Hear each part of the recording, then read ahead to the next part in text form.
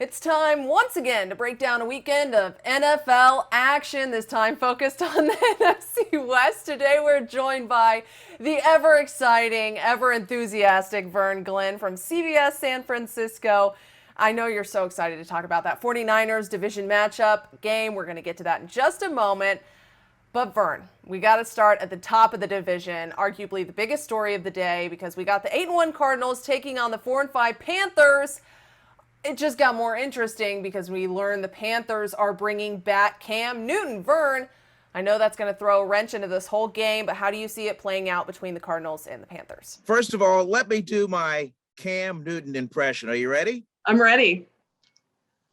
How about Amazing. that? That's I pretty thought good, you were huh? going to put a towel over your head. I didn't know what to expect with that. No. Hey, that makes everything exciting. It just brings more intrigue and more discussion about this matchup, a game where obviously Carolina on the road, they're going to be 10-point underdogs at Arizona. But just the thought of Cam Newton rejoining a franchise that needed a hypodermic into that arm, I think it's exciting.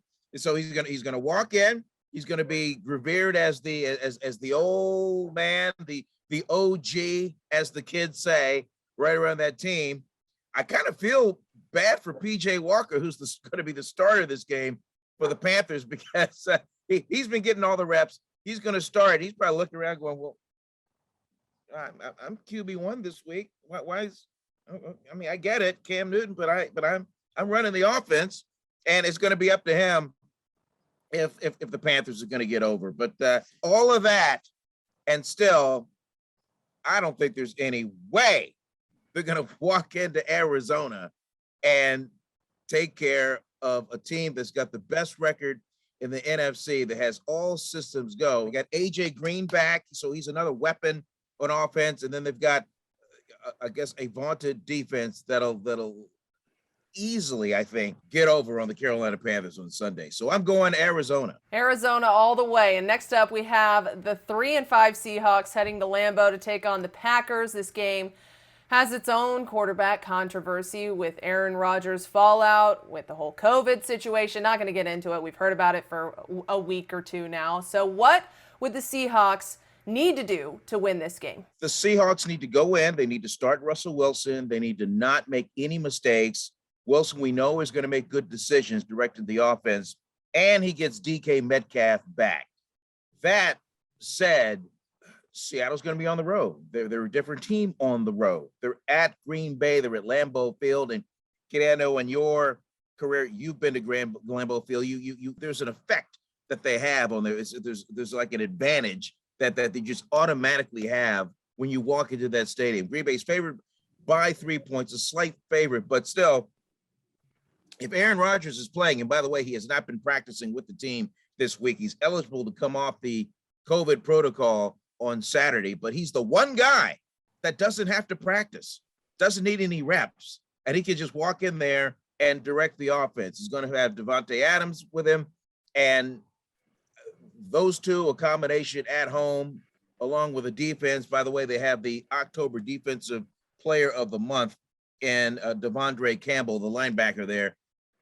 I just think Green Bay wins this one. I think, especially if Aaron Rodgers plays, there'll just be a huge psychological, almost checkmate advantage for the Packers, especially if they see number 12 there on the sideline. I absolutely agree with you, because it's a scary thought going into Lambeau Field for any team, and especially if 12 is suiting up again on Sunday. That's going to be a really interesting thing to watch as we head into the weekend. And then finally, we got the 49ers. It's a division game for them at home against the Rams. So are the Niners going to have what it takes to win this game?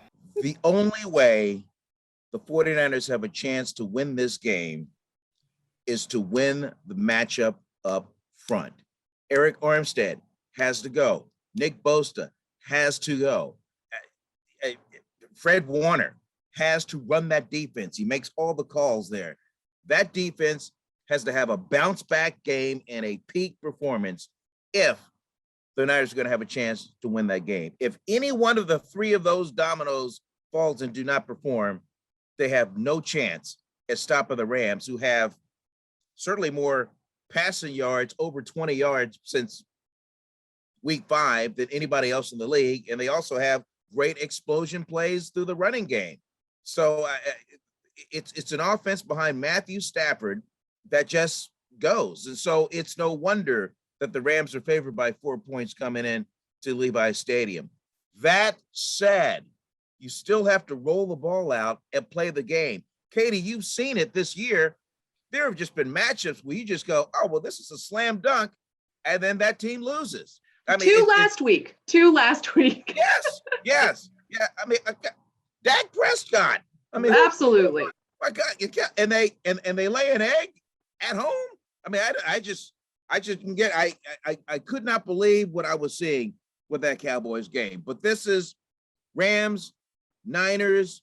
If the defense can create a push and force Matthew Stafford into third and longs and make bad decisions, then the Niners have a chance. But my spider sense says the Niners are looking at a 3-6 record coming out of that game, and the Rams win it. I don't think the folks at home are going to like to hear that, Vern. Hey, man, you know what? This is the great thing about it. I've been around here for 500,000 years, but I didn't grow up here, and so I don't have that emotional attachment that a lot of the Niners empires have. And so to me, whether the Niners win or lose, I still have to pay the PG&E electric bill. I don't get 15% off if they win the game. I still got to pay it. So that's kind of how I put it all in perspective. Well, and we all respect honesty too, and especially going in with a level head into any matchup is what we all hope to do. Those last 2 games last week where they were just totally lopsided, what was it, Jacksonville and Buffalo, and then of course Cowboys and Denver, is just really just made this whole picking situation very turbulent. But now you're getting me going. Jacksonville and Buffalo. I mean, I was watching. I just kept waiting. Okay, all right, it's up. The shoe's going to drop. Buffalo's going to come alive. They're gonna light it up, and it just never happened. I could not believe it. I couldn't believe it either. But it does, like I said, it makes the picking situation each week just a little more challenging, to say the very least. But Vern, you always do an excellent job, and it's always great talking to you. I want to thank you so much for joining us this week and sharing your expertise. Expertise? I don't know. But I do enjoy chopping it up with you, KJ. It's always fun. Always fun. And make sure you folks check back next week, as we're going to break down even more games with another CBS sports anchor from all of our CBS local stations. But your favorite one. My favorite one. Right here. Vern Glenn.